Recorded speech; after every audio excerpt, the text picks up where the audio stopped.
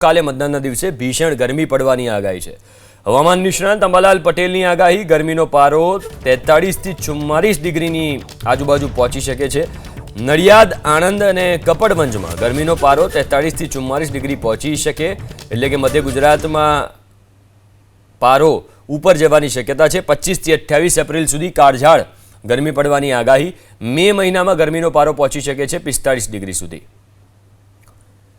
વધુ વિગતો સાથે સંવાદદાતા કલ્પેશ રાવલ લાઈવ જોડાયા છે ગાંધીનગરથી। કલ્પેશ, આગાહી કરવામાં આવી છે આવતીકાલે મતદાન છે અને 44 ડિગ્રી તાપમાન એટલે કે ખૂબ જ વધુ ગરમી આવતીકાલે રહેવાની છે। શું વિગતો છે, શું આગાહી છે અંબાલાલ કાકાની?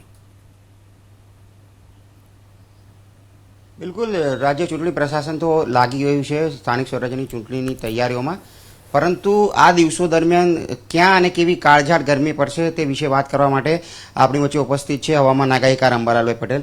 અંબાલાલભાઈ, 26 થી મતદાન અને 28 મે મતગણતરી, આ દિવસો દરમિયાન કેવો ગરમીનો પારો રહેશે? પ્રથમ તો આભાર, દર્શક મિત્રોનો આભાર અને એબીપી ન્યૂઝનો પણ આભાર। જોવા જઈએ તો આ કાળઝાળ ગરમી વચ્ચે પ્રચારના પડઘમ વાગવા આવી રહ્યા છે ત્યારે લગભગ આબાલ વૃદ્ધ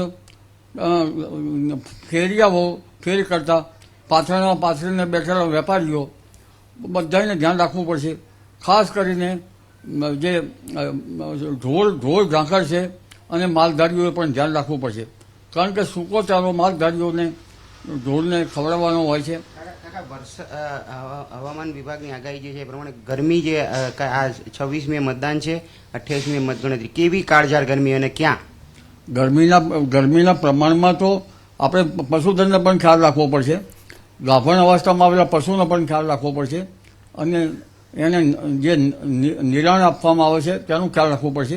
પણ કાળઝાળ ગરમી વચ્ચે ચૂંટણીના પડઘમ વાગી રહ્યા છે ત્યારે આ બાજુ સૌએ ધ્યાન રાખવું પડશે, ફેરિયાઓએ ધ્યાન રાખવું પડશે, પાથરીને બેઠેલા જે છૂટક વેપાર કરનારા વેપારીઓએ પણ ધ્યાન રાખવું પડશે।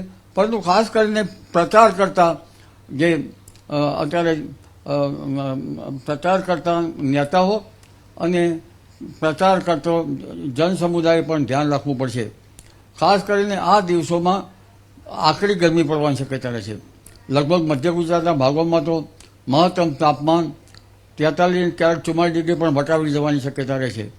વડોદરામાં, આણંદમાં તેમજ નડિયાદમાં અને કપડવંજમાં આકરી ગરમી પડવાની શક્યતા રહે છે અને આ ગરમી આકરી ગરમી વચ્ચે લગભગ જો ધ્યાન રાખવામાં નહીં આવે તો ઘણી વખત લૂ લાગવાના પણ પ્રસંગો બનતા હોય છે અને આ લૂ જે છે એ ઘણી હરકત કરતી હોય છે, એટલે લૂ ન લાગે તેનું ધ્યાન રાખવું, ડિહાઇડ્રેશન ન થાય તેનું ધ્યાન રાખવું,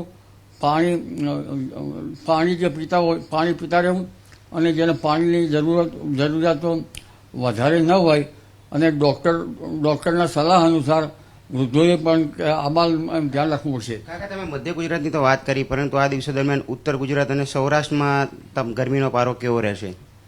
ઉત્તર ગુજરાતમાં પણ મહત્તમ તાપમાન 42 to 42 ડિગ્રી સેલ્સિયસ જેવું રહેવાની શક્યતા રહેશે। પાટણ, સમી, હારીજમાં ધરતી તપી ઉઠશે અને લગભગ કર્કવૃત્તિ પરના ભાગોમાં તો ભારે ગરમી પડશે। હિંમતનગરના ભાગો પણ ગરમ થશે અને અરવલ્લીના ભાગોમાં પણ ગરમી રહેશે। તો જણાવ્યું એ પ્રમાણે ઉત્તર ગુજરાત હોય, મધ્ય ગુજરાત હોય, તમામ જગ્યાએ ગરમીનો પારો ઊંચો રહેવાની શક્યતા છે।